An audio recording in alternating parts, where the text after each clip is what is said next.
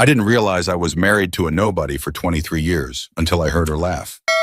That's what I told the bartender as he slid another whiskey across the polished mahogany. His eyes widened slightly, the only indication he was actually listening. I wasn't drunk, just simmering with a clarity that comes when your life implodes and rebuilds itself in the span of 72 hours. 3 nights ago, surrounded by our so-called friends in our overpriced colonial revival home, my wife of 23 years reduced my life's work to a punchline. "Oh, Richard's little community center?" Eleanor's voice carried that aristocratic lilt she'd perfected despite growing up in a duplex in Pittsburgh. "It's cute, I suppose. A quaint building for a quaint town. Not exactly the Burj Khalifa, but we celebrate the small wins in this household." The living room filled with her country club friends and a few colleagues she'd deemed worthy of invitation to my 52nd birthday party erupted in polite laughter. I stood frozen by the drink cart, ice tongs suspended midair, as something cold and final crystallized in my chest. Let me back up. I'm Richard Harlow, and until 3 days ago, I was a senior architect at Westbrook and Associates, a respectable, if unremarkable firm in our Connecticut suburb. Not a star architect building gleaming towers in Shanghai, but a good one, a craftsman, someone who cared about how spaces made people feel. For 2 years, I've been working on the Millfield Community Center project, a multi-use space with a library wing, senior center, and youth recreational facilities. It wasn't glamorous, but it mattered. I'd poured everything into making a space that would serve real people, not just impress architectural journals. And I'd won. After competing against 3 larger firms, my design had been selected. The town council announcement had made the local paper that morning, my birthday. I'd brought the clipping to show my colleagues at the party, feeling for once a sense of professional pride that Eleanor might actually share. But as I watched her holding court in her St. John knit dress, diamond tennis bracelet catching the light as she gestured dismissively, I realized something fundamental. Eleanor had never seen me. Not really, not in all our years together. "He's been absolutely obsessed with this little project," she continued, accepting a canapé from a passing server. "Working late, sketching during dinner. You'd think he was designing the next Guggenheim rather than a glorified rec center with a few books." Marjorie Stanton, whose husband managed a hedge fund that had probably lost half its clients' money in the last quarter, tittered. "Well, we all need our hobbies, don't we?" "Precisely," Eleanor smiled, her professionally whitened teeth gleaming. "Though I keep telling him he should mug up golf. At least then he might network with someone who could offer him a position at a more prestigious firm." I set down the ice tongs with a deliberate clink that made heads turn. The room quieted expectantly. Eleanor's face remained perfectly composed, but her eyes, those calculating blue eyes, registered a flash of annoyance at the interruption. "More drinks, darling?" she asked sweetly. I smiled back, a stranger's smile. "Actually, I think I'll take a rain check," suddenly feeling a bit under the weather. "Oh no," she said without a hint of concern. "Should I call Dr. Milstein?" "No need, just need some air. Please, everyone, enjoy yourselves." I walked out of my own birthday party, got into my sensible Audi, and drove. Not aimlessly, I knew exactly where I was going. To the site of my little project, the empty lot where the Millfield Community Center would soon stand. It was dark when I arrived, just an open field with survey stakes and construction barriers. I sat in the car for a long time, staring at the empty space, thinking about fullness and emptiness, about 23 years of a marriage that had somehow hollowed itself out while I wasn't looking. Eleanor and I met at a gallery opening in Manhattan, back when I was fresh out of Yale's architecture program, full of ambition and ideals. She was stunning, sophisticated, an art buyer for a major corporation. I was mesmerized by her confidence, her taste, her ability to navigate social situations I found intimidating. We married quickly, too quickly, I see now. I thought we shared values. I thought she saw something in me beyond potential social currency. The early years were good, or seemed good. She encouraged my career, pushed me to apply for better positions, to network more aggressively. When I didn't advance as quickly as she'd hoped, the first hints of disappointment appeared, so subtle I barely noticed. "Westbrook is fine for now," she'd say, "but you're too talented to stay there forever." Only I did stay. Because I liked the work, the colleagues, the balance that allowed me to actually design rather than just chase clients. I thought she'd made peace with it. But sitting there in the dark, I realized she'd never accepted it. She'd just been waiting for me to become someone else. Around midnight, I drove to our bank and parked outside. In the glow of the dashboard lights, I opened my banking app and looked at our portfolio. Eleanor had never taken much interest in our investments. That was my domain. For years, I'd carefully managed our money, building a robust portfolio that had weathered recessions and market fluctuations. Our joint accounts held just over 2.4 million, the result of disciplined saving, smart investments, and an inheritance from my parents. Eleanor had always referred to it as our retirement fund or our nest egg, but it had never been ours in the sense that she participated in building it. She spent, I saved. She decorated our home with expensive art and furnishings. I funded the investment accounts. I sat there for nearly an hour, thumb hovering over the transfer button. Was I really going to do this? Was this who I had become? A man who would empty joint accounts in the middle of the night? Then I heard her voice again. Not exactly the Burj Khalifa, but we celebrate the small wins in this household. I pressed the button, transferred everything except $50,000 to a new account I'd opened at a different bank earlier that day. Not theft, I left her enough to live on while we sorted things out, but reclamation of my work, my dignity, and yes, my money. When I got home, the house was quiet. The caterers had cleaned up, the guests gone. Eleanor was asleep, her eye mask in place, breathing evenly. I gathered some clothes, my laptop, and a few personal items, then went to my study to write her a note. Eleanor, it began, I've taken some time to reflect on our marriage and have come to a conclusion. You don't respect me, my work, or what I value. I've moved the majority of our investments to secure them while I establish my own firm, something I've wanted to do for years, but never pursued because I was trying to meet your expectations. I'm not disappearing, and we'll need to discuss this through lawyers, but I won't return home for the foreseeable future. I've left enough in our joint account to cover immediate expenses. I signed it simply, Richard, placed it on the kitchen counter where she'd find it with her morning coffee, and left. As I backed out of the driveway of our home for what I suspected would be the last time as its resident, I felt neither triumph nor despair. Just a curious lightness, as if I'd set down a heavy object I'd been carrying for decades. And that's how you ended up here at 1 a.m. on a Tuesday? The bartender asked, refilling my water glass. The whiskey remained untouched. I needed clarity, not numbness. Not directly, I said. That was 3 days ago. I spent the first night at the Marriott downtown, called in sick to work yesterday, and spent the day making calls. By noon, I'd secured a small office space in the Davenport building. By 3, I'd registered Harlow Architecture as an LLC and transferred most of the funds to its business account. By 5, I'd spoken to a divorce attorney, and by 7, I'd received 27 increasingly frantic messages from Eleanor. The bartender let out a low whistle. She noticed the money. She noticed the money, I confirmed. Not my absence, the money. The first message had been casual. Richard, where are you?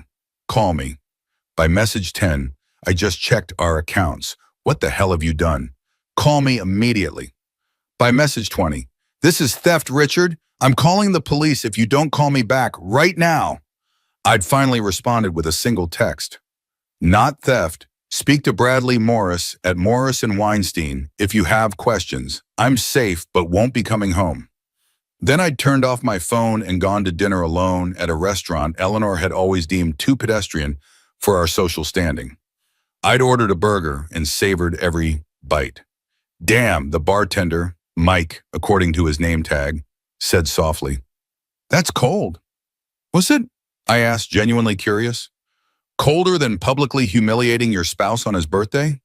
Colder than treating 23 years of marriage like an investment that failed to yield adequate returns? Mike considered this as he wiped down the bar. Fair point. So what's next? Besides divorce, I mean. Tomorrow I start looking for staff. I need a junior architect, an office manager, and eventually a draftsperson.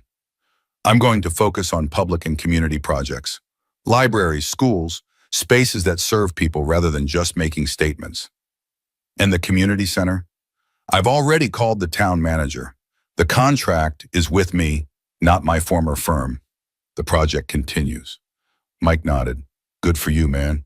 I left him a generous tip and walked to my new temporary home, an extended stay hotel near the office space I'd leased. Not glamorous, but it was clean and quiet, and most importantly, it was mine, on my own terms. Eleanor found me, of course. It took her less than 24 hours to track me down at the Davenport building, storming into the empty office space I just leased as I was measuring for furniture. What the actual hell, Richard? She stood in the doorway, immaculate as always in a camel hair coat and leather boots that probably cost more than most people's monthly rent. You emptied our accounts for this sad little office. I set down my tape measure and straightened up. Hello, Eleanor. I see you got my note. Your note? Your note! Her voice rose dangerously. You leave a 4-sentence note and steal our retirement fund? And you think that's adequate communication after 23 years of marriage? I didn't steal anything. I moved my earnings and investments to a secure location after realizing my spouse doesn't respect me or value my contributions. And I left you $50,000 for immediate expenses. $50,000? That's nothing. The property taxes on the house are due next month. That's $30,000 right there. I nodded. Then you'll have $20,000 left. Should cover groceries and utilities while you figure out your next steps. Her perfectly mascaraed eyes widened. My next steps? What about our life, Richard? Our plans? You mean your plans, I corrected gently. Your plans for me to somehow transform into a celebrity architect with my name on skyscrapers. Your plans for us to vacation in places where you might be seen by the right people. Those were never my plans, Eleanor. You just never bothered to ask. She took a step forward, changing tactics. Her voice softened, and she reached out to touch my arm. Richard, darling, I know I said some thoughtless things at your party. I'd had too much champagne. You know I'm proud of you. I stepped back, removing my arm from her reach. Don't, just don't. I heard exactly what you think of me and my work. After all these years, I finally heard the truth. Her face hardened. The truth? You want the truth?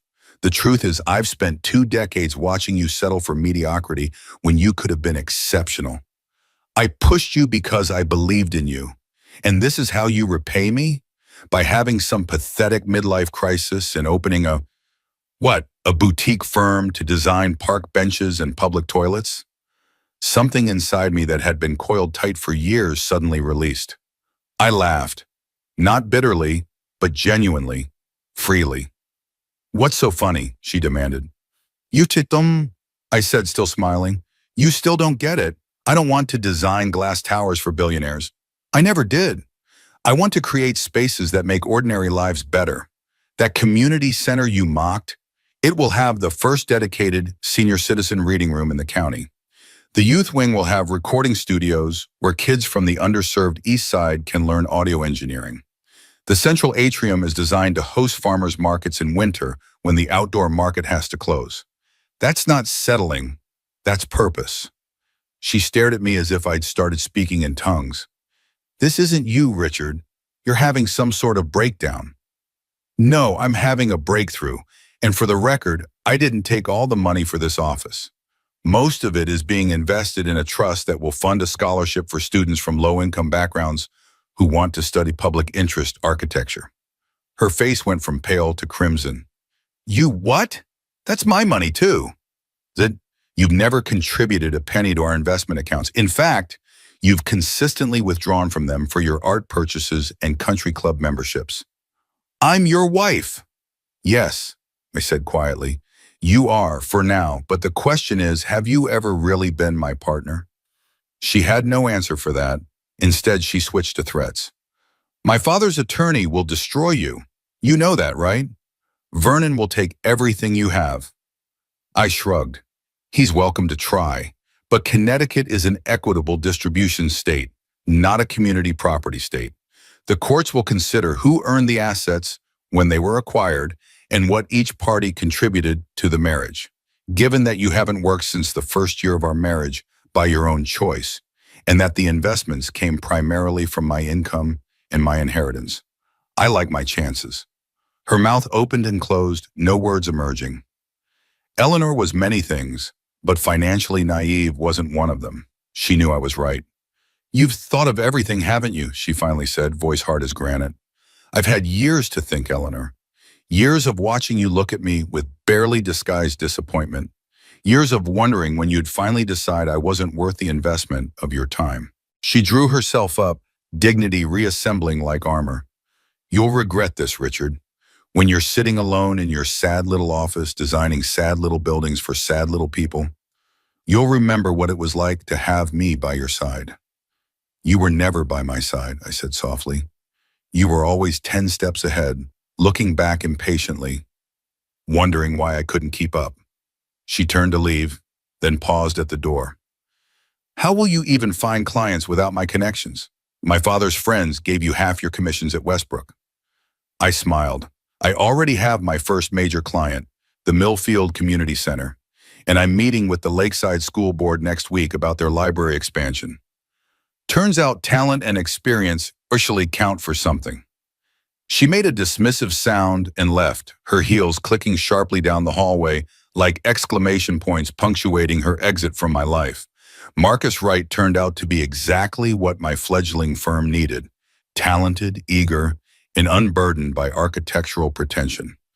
26 with close-cropped hair and tortoiseshell glasses, he arrived 15 minutes early for our interview, portfolio in one hand and a tray with 2 coffees in the other. "I didn't know how you take it," he said, slightly embarrassed. "So I got 1 black and 1 with cream. You can have whichever you prefer." I took the black coffee and gestured to one of the 2 chairs I'd managed to acquire. The office was still mostly empty, just a desk, 2 chairs, and my drafting table. "Sorry about the sparse accommodations," I said. "We're starting from scratch here." Marcus looked around, nodding appreciatively.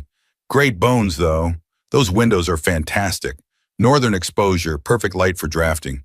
He was right, of course. Despite my hasty leasing decision, I'd managed to find a space with excellent natural light, a critical feature for an architecture firm. We talked for nearly 2 hours. He walked me through his portfolio. I told him about my vision for Harlow architecture.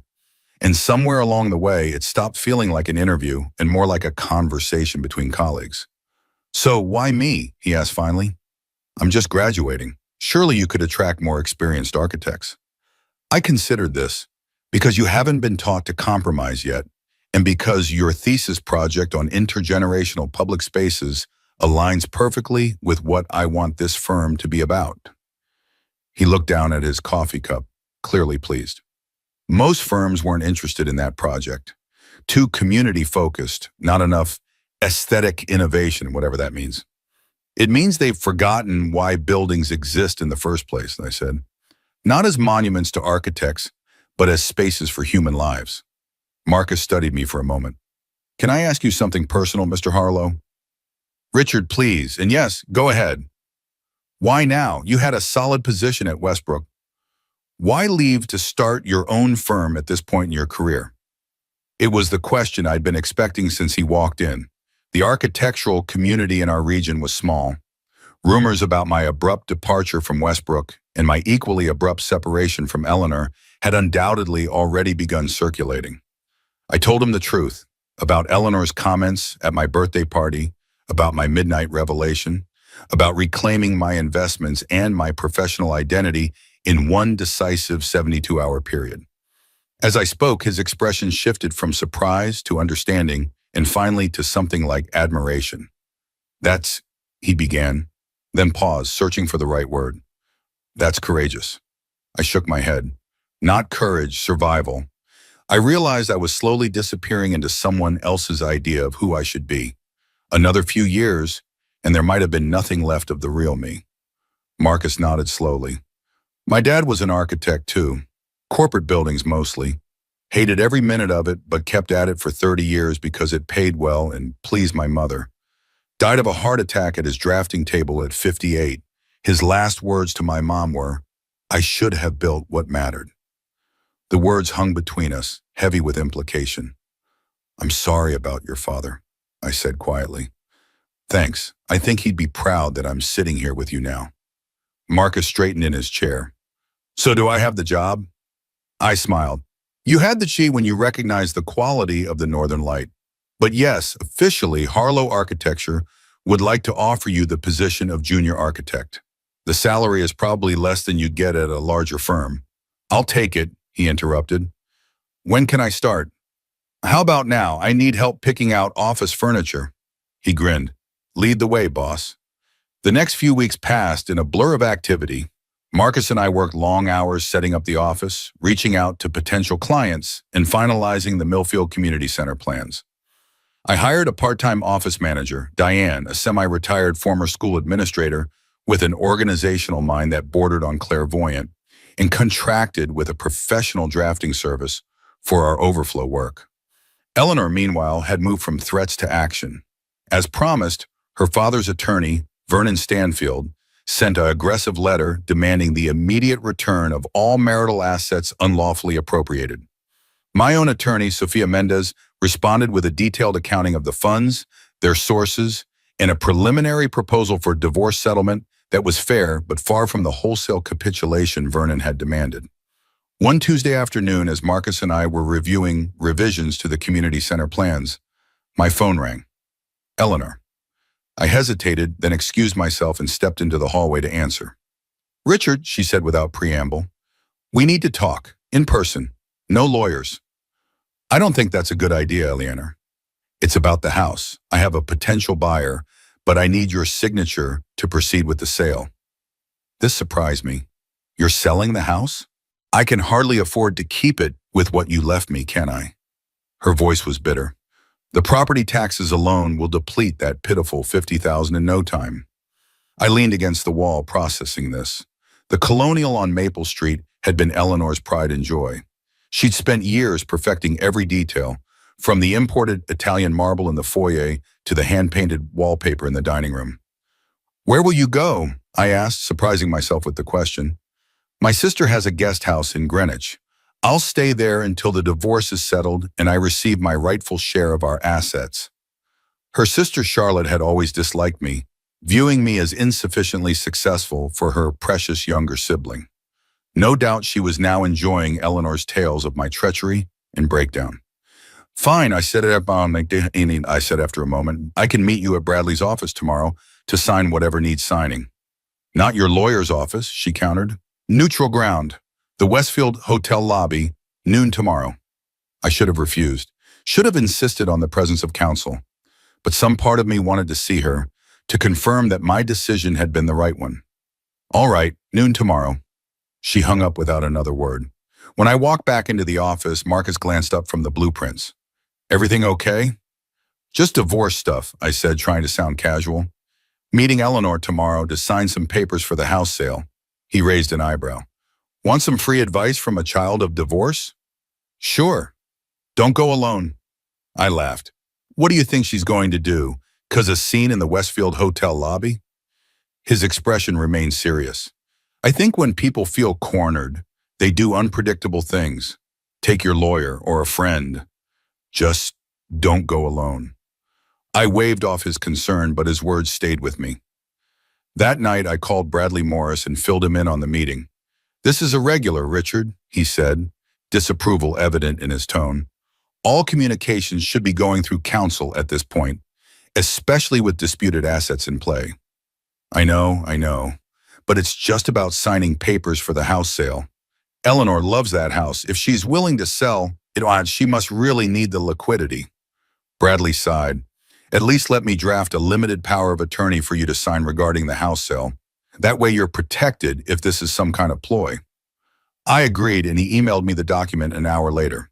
I signed it, scanned it, and sent it back, feeling slightly foolish about the precaution, but figuring it couldn't hurt. The next day I arrived at the Westfield Hotel precisely at noon.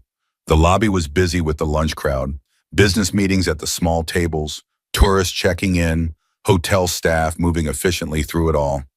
I spotted Eleanor immediately, sitting in a corner banquette, elegant as always in a navy dress and pearls, a folder on the table in front of her. As I approached, I noticed she wasn't alone. A man sat beside her, his back to me. Something about the set of his shoulders seemed familiar. Eleanor saw me coming and leaned over to say something to her companion. He turned, and I felt a jolt of recognition and betrayal so powerful I nearly stumbled. James Westbrook, my former boss and mentor. The man who had hired me fresh out of graduate school 27 years ago. He rose as I reached the table, his expression a mix of discomfort and defiance. "Richard," he said, extending his hand. I ignored it. "What's this about, Eleanor?"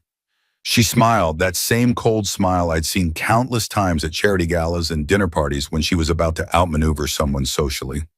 "Richard, don't be rude. James has kindly agreed to mediate our little financial situation. As a neutral third party who knows both of us well." "There's nothing neutral about this," I said flatly. "And there's nothing to mediate. Our lawyers are handling everything." James cleared his throat. "Richard, please, sit down. I think we can resolve this reasonably without dragging it through the courts." Reluctantly, I sat, keeping my briefcase on my lap rather than setting it down, a subconscious signal that I wouldn't be staying long. "Let me guess," I said, looking between them.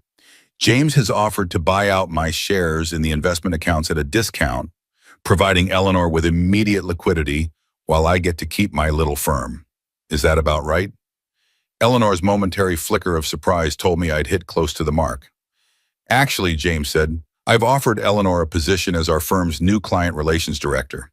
It comes with a substantial salary and benefits package that would help her maintain her standard of living while your divorce proceeds. I've also expressed interest in acquiring Harlow Architecture and bringing you back to Westbrook as a named partner." I stared at him, genuinely shocked. "You can't be serious."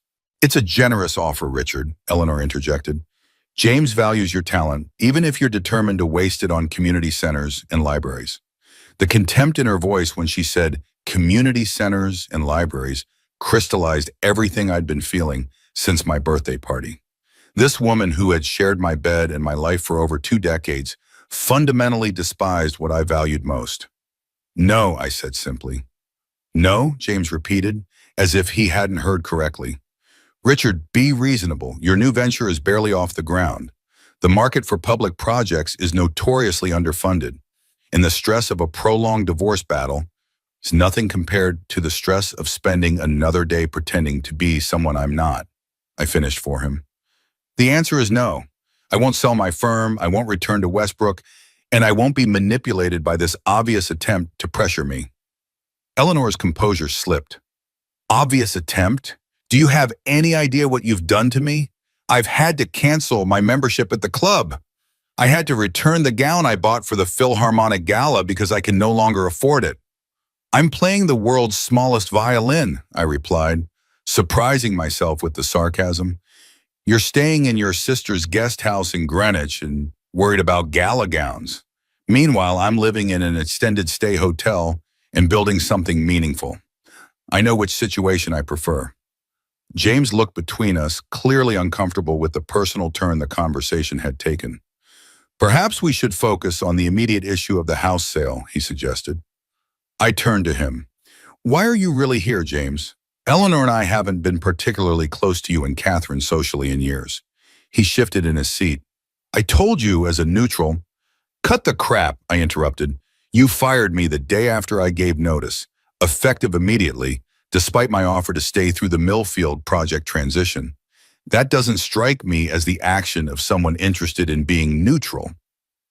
Eleanor's eyes narrowed. "He fired you because you betrayed the firm by taking the Millfield project with you, a project you developed while employed at Westbrook using Westbrook resources. A project that was awarded to me personally, as specified in the town council's contract," I corrected. "I checked with their legal department before proceeding. The contract is with Richard Harlow, not Westbrook and Associates." James looked pained. "The ethics of the situation are debatable, Richard. Not according to the American Institute of Architects Code of Ethics, they're not. But that's not why you're here." I studied his face, seeing past the professional mask to something else. "You're worried about what exactly? That I'll take more clients? That I'll hire away your best people? Or is it something else?" A muscle twitched in his jaw. "I've built Westbrook over 30 years. We have a certain reputation, a certain clientele. Your new direction, could be seen as a repudiation of the work we do. And there it was. James wasn't concerned about Eleanor or even primarily about the Millfield project. He was worried about what my departure and new firm symbolized, a rejection of the corporate architecture his firm specialized in. It's not a repudiation, James, it's a different path. There's room in the world for both glassed office towers and community centers. Not in this economic climate, he retorted. Public funding for infrastructure and community projects is being slashed everywhere. You're setting yourself up for failure and dragging others down with you. That young man you hired, right is it? Promising talent, deserves better than to have his career begin at a firm that won't exist in 6 months. Something hardened in me at the mention of Marcus. That young man chose Harlow Architecture precisely because we're doing work that matters to him. Not everyone measures success by the height of a building or the size of a commission. Eleanor made a dismissive noise. How noble. I'm sure that will be a great comfort when you're filing for bankruptcy. I'd had enough. I stood up, clutching my briefcase. This meeting is over. Eleanor, I've signed a limited power of attorney for the house sale. My lawyer has it. Contact him to complete the transaction. As for the rest of our financial situation, that will be handled through proper legal channels. I turned to leave, then paused and looked back at James. Oh, and you should know, I met with Douglas Chen from your office yesterday. He starts at Harlow Architecture next month as our senior designer. James's face flushed dark red. Douglas was his protege, the rising star of Westbrook's design team. His departure would be a significant blow. You son of a... Goodbye, James, Eleanor. I nodded curtly and walked away, forcing myself not to hurry, not to show how rattled I actually felt by the encounter.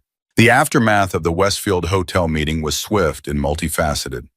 Eleanor, through her father's attorney, filed an emergency motion to freeze all marital assets. Too late, of course, since I'd already secured the investments. James initiated a lawsuit against Harlow Architecture for tortious interference regarding Douglas Chen's recruitment, a suit so flimsy that Bradley assured me it would be dismissed at the first hearing. But the most unexpected consequence came 3 days later when Catherine Westbrook, James's wife of 35 years, appeared at my office door. Richard, she said, standing awkwardly in the doorway, a Hermes scarf draped around her neck despite the warmth of the Indian summer day. Do you have a moment? I hadn't seen Catherine in over a year, not since the Westbrook and Associates holiday party. She looked older, more fragile somehow, though she couldn't have been much over 60. Of course, I said, gesturing to the chair across from my desk. Would you like some coffee? She smiled faintly and shook her head. No, thank you. I won't stay long. She hesitated, twisting her wedding ring. I wanted to apologize for James's behavior. The lawsuit, the meeting with Eleanor. It was inappropriate. He knows that now. I raised an eyebrow. Does he? I made it clear, she said, a hint of steel entering her voice. James has many admirable qualities, but he's always been territorial about the firm. He took your departure personally, which it wasn't. Was it? No, I said truthfully. It was about me, not Westbrook. The firm was a good place to work for many years. She nodded, seeming relieved. That's what I told him. And the lawsuit, it's being withdrawn. Today. I've already spoken to our attorney. This was unexpected. Catherine, I appreciate that, but why are you here? James could have called himself, or had his lawyer contact mine. She looked down at her hands, then back up at me with an expression I couldn't quite interpret. Because I understand what you did. With Eleanor, I mean. Not the financial part. That's between you two. But the leaving, the starting over. Something in her tone made me study her more carefully. Catherine had always seemed the perfect corporate wife, elegant, supportive, socially adept. But sitting in my sparsely furnished office, she suddenly seemed like a different person entirely. You do? I asked cautiously. James and I married right out of college, she said, her voice taking on a distant quality. He was brilliant, ambitious. I was studying art history, planning to work in a gallery or museum. But then he started the firm, and we agreed I would manage the social side of things. Client dinners, networking events. It made sense at the time. 40 years later, she continued, And sometimes I look in the mirror and wonder what happened to the woman who could spend hours discussing the brushwork in a Caravaggio. She gave a small, self-deprecating laugh. Sorry, I didn't come here to unload my midlife crisis on you. It's fine, I said, strangely moved by her candor. I understand more than you might think. She met my eyes. I know you do. That's why I'm here. To tell you that what you're doing, it takes courage. More than most people have. Or recklessness, I suggested with a half smile. Perhaps a bit of both. She rose from the chair. I should go, but the lawsuit will be withdrawn, and I've asked James to stay out of your affairs going forward, professionally and personally. I think he'll listen. I stood as well. Thank you, Catherine. That's unexpected but appreciated. She moved toward the door, then paused. One more thing. The Millfield Community Center. I saw the designs in James's office before. It's beautiful work, Richard. Truly. I hope you'll invite me to the opening. I will, I promised, surprised and touched by the request. 6 months later, on a crisp spring morning, I stood before the newly completed Millfield Community Center, watching as the mayor prepared to cut the ceremonial ribbon. The crowd was substantial. Town officials, community members, local press, and of course the entire staff of Harlow Architecture, which had grown to 7 people. Marcus stood beside me, practically vibrating with excitement. This was his first major project completion, and his contributions to the final design had been significant. Douglas and Layla were there too, now married and recently returned from their Italian honeymoon, which had coincided with our firm's trip to the Florence conference. Ladies and gentlemen, the mayor was saying, today marks the beginning of a new chapter for Millfield. This center represents not just a building, but a commitment to community, to shared spaces, to the belief that when we come together, we create something greater than the sum of our parts. I scanned the crowd, feeling a surge of pride. The project had come in on budget and only 2 weeks behind schedule. Practically a miracle in architectural terms. This building itself was everything I'd hoped it would be, welcoming, functional, beautiful in an understated way that would age well and serve its community for decades. As my gaze moved over the assembled faces, I spotted a familiar figure at the back of the crowd. Eleanor. She was dressed impeccably as always, though more subtly than her usual style, and she was alone. Our divorce had been finalized 3 months earlier, remarkably smooth in the end. She'd sold the house for well above asking price in a bidding war, purchased a luxury condo in the city, and according to mutual acquaintances, taken a position on the board of the Metropolitan Museum. She hadn't contacted me since the settlement was signed, and I'd assumed she'd moved on entirely. Yet here she was at the opening of the glorified rec center she'd once mocked. The mayor was still speaking, listing the various facilities within the center and thanking the key players involved in its creation. I half listened, my attention drawn to Eleanor as she stood silently at the edge of the gathering. And now, the mayor announced, I'd like to invite Richard Harlow, the architect whose vision made this extraordinary space possible, to say a few words before we cut the ribbon. A round of applause pulled me back to the moment. I stepped forward, grateful that I'd prepared remarks in advance, given how distracted I suddenly felt. Thank you, Mayor Collins, and thank you to everyone who has supported this project from concept to completion. The Millfield Community Center represents what I believe architecture should be at its best, not a monument to its creator, but a canvas for community life. As I spoke about the design principles, the collaborative process, and my hopes for how the space would serve the town, I found my gaze returning to Eleanor. Her expression was impossible to read at this distance, but she remained listening. A building like this, I continued, succeeds only when it becomes a part of the community's story, when the senior reading room fills with book clubs and conversation, when the recording studios amplify young voices that might otherwise go unheard, when the atrium hosts winter markets that keep local farmers and the artisans connected to their customers year-round. I paused, then added, someone once suggested that buildings like this are small achievements. Perhaps they are, when measured against the skylines of global cities. But I would argue that their impact on individual lives, on community bonds, on the fabric of a town, is immeasurable. Thank you for allowing Harlow Architecture to be part of Millfield's story. The applause was warm and genuine. As the mayor stepped forward with the oversized ceremonial scissors, I glanced back to where Eleanor had been standing. But she was gone, slipping away as quietly as she had appeared. The ribbon was cut, the doors opened, and the crowd surged forward to explore the new space. I stood back, watching as people discovered the features we'd labored over for months. The soaring atrium with its carefully engineered acoustics, the reading nooks tucked into unexpected corners, the youth wing with its vibrant colors and flexible spaces. Marcus appeared at my side, grinning. "We did it. It's actually real." "It is," I agreed, feeling a sense of fulfillment that had nothing to do with professional accolades or peer recognition. "What do you think? Worth leaving Westbrook for?" "Are you kidding? This is why I became an architect in the first place." He looked around at the streams of people entering the building. "I saw her, no, Eleanor." I nodded. "I did too." "Want to talk about it?" I considered the question. "Not really. Some stories just need endings, I think." As we walked through the building, observing how people were already beginning to inhabit it in exactly the ways we'd hoped, I felt a deep sense of rightness settle over me. This moment, this building, these people, was what I'd been working toward my entire career, even when I hadn't fully realized it. Later, as the crowds thinned and the staff began preparing for the evening reception, I stepped outside for a moment of quiet reflection. The spring air was fresh, carrying the scent of newly cut grass and flowering trees. My phone buzzed with a text. "Unknown number. The center is beautiful, Richard. You were right. This is what matters.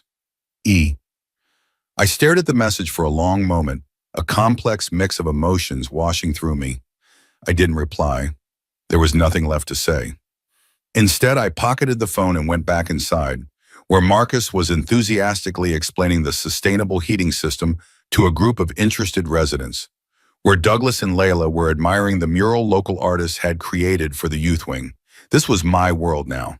Not perfect, but authentic.